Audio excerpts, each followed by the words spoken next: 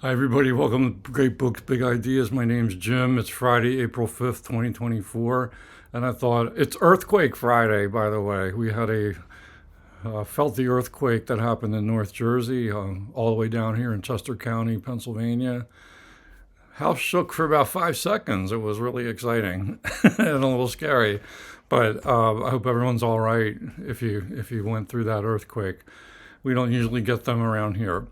So anyway, I thought it would be time for a Friday Reads update, and also I've been hitting some little libraries in the neighborhood, and I found some interesting stuff. So let me jump right into a book that I finished, and I can't show it to you because I borrowed it from the library.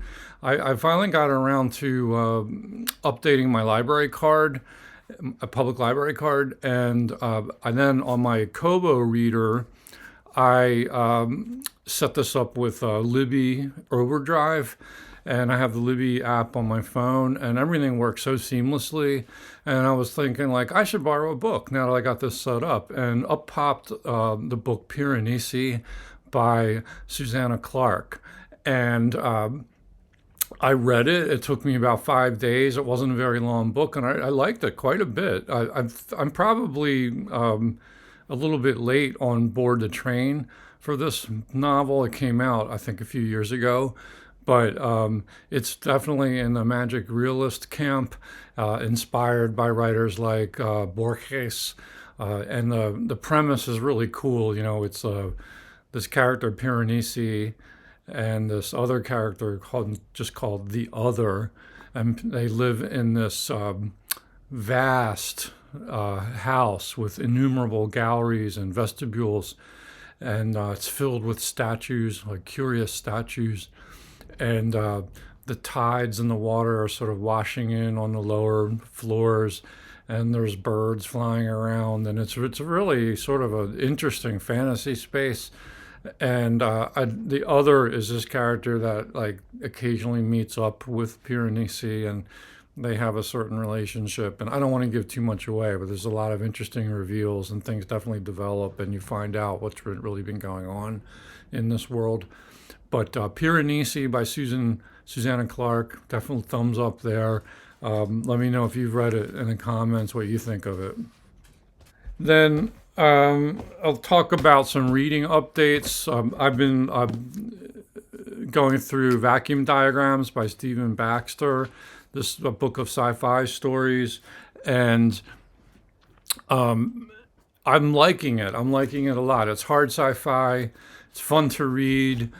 Great world building. He's taking you through like sort of centuries by centuries as the development of humans and where they're going, and there's wormholes and exploration. Now there's aliens coming in to occupy things, and it's just a lot going on. But not all the stories gripped me as much, but some of the last couple stories I think were more character driven, and like they were, I was really getting into what they were all about. So that's Vacuum Diagrams, making progress on that. Also, making progress on this behemoth, The Last Chairlift by John Irving. I'm well past the middle of it now.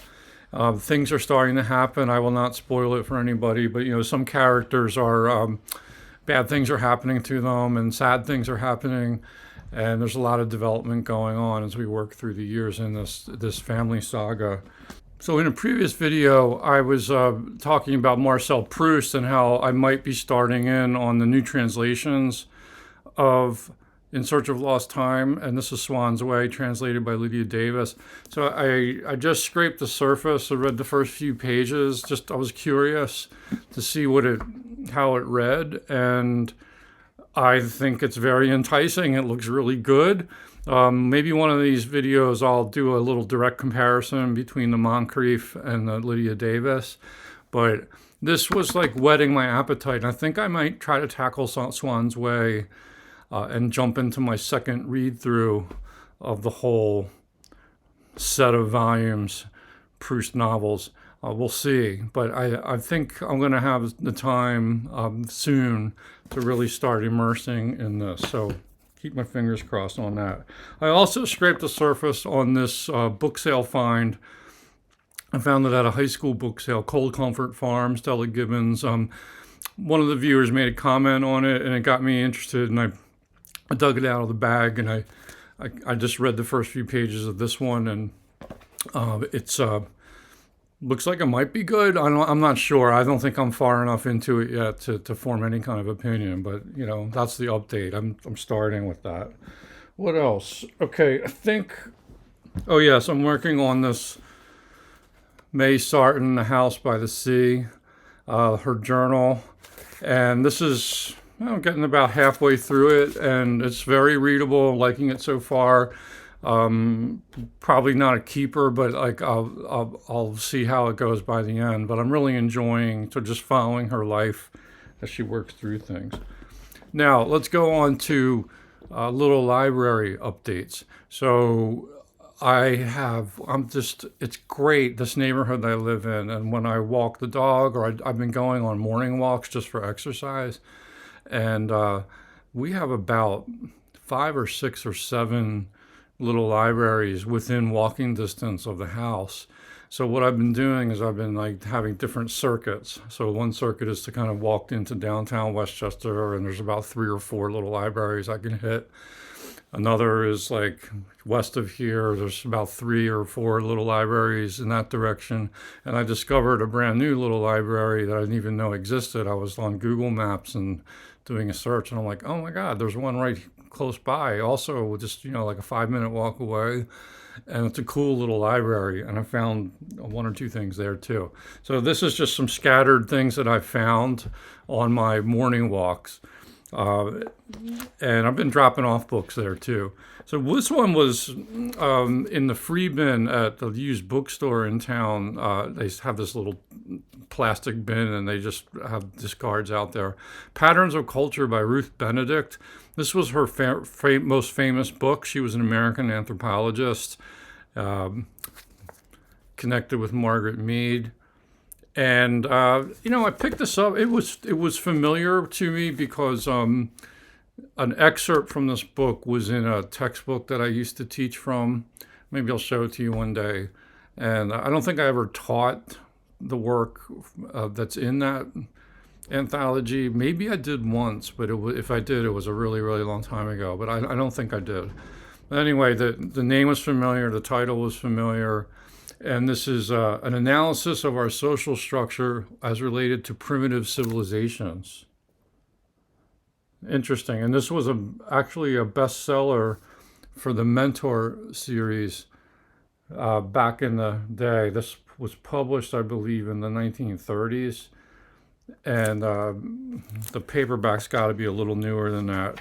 It is falling apart. You can see this is not going to survive another reading, and I'm not sure I'm even going to read the whole thing, but I did start reading it, and it's intriguing. Let me read a little bit of the copy here from the front.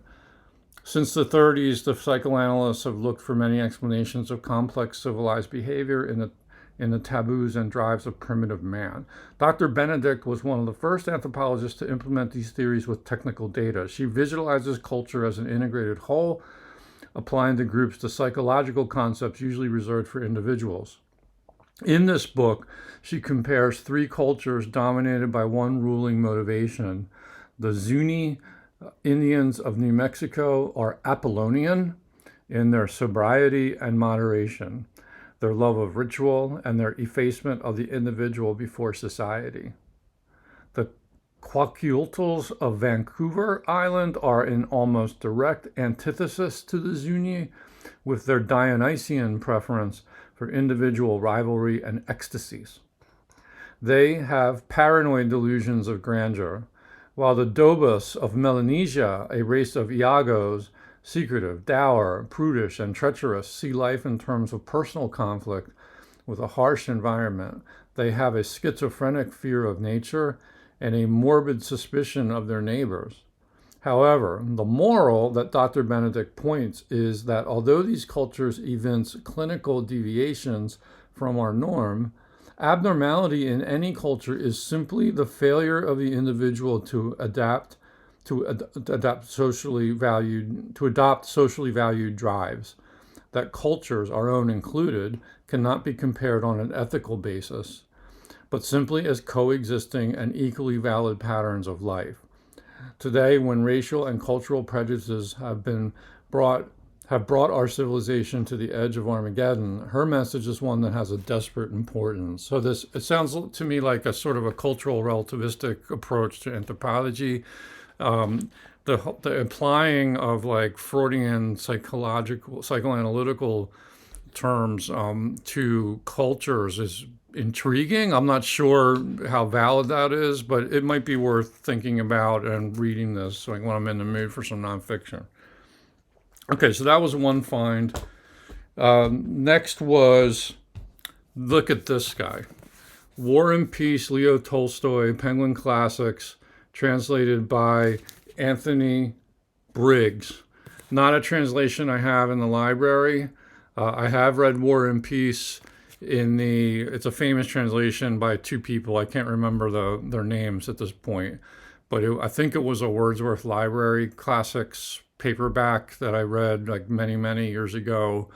And I have that translation in a 2-volume Heritage Press edition, which I'll show one day on the channel. But this is relatively new, and this made me laugh. Look at how thick this is. Good Lord, that's about the thickest paperback I've ever seen.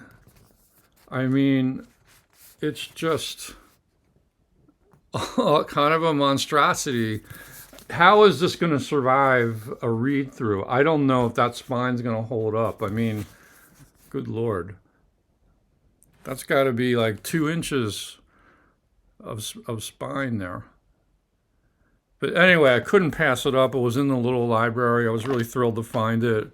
And I did dip into a couple chapters, and I think it looks like a good translation. So maybe someday I'll read this. I'm not sure when I'm going to reread War and Peace, but when I do, I'm going to tackle this translation and see how it goes. Also found just a mass market size paperback of Pygmalion and Major Barbara by George Bernard Shaw. This is a Bantam Classic edition in good condition. I know I've read Pygmalion. I think I've read Major Barbara, but if I did, it was a long time ago. It might have been in college. Introduction by Michael Holroyd. Let's look at see what the blurb says. In one of his best-loved plays, Pygmalion, which later became the basis for the musical My Fair Lady, Shaw compels the audience to see the utter absurdity and hypocrisy of class distinction when Professor Henry Higgins wagers that he can transform a common flower girl into a lady and then pass her off as a duchess, simply by changing her speech and manners.